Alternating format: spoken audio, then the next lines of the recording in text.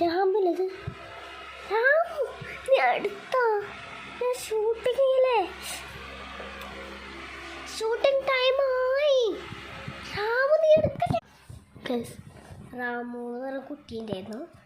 ആ കുട്ടി എന്നെ ഫോട്ടോ ഒന്ന് ഷൂട്ട് ചെയ്യുന്നത് വീഡിയോ എടുത്തു എനിക്കറിയില്ലേന്ന കാര്യം രാമുടെ പണിയാണ് എനിക്ക് വെച്ചിട്ടുണ്ട് രാമുടെ പണിയാണ് ഇപ്പോൾ രാമുക്ക് ഭയങ്കര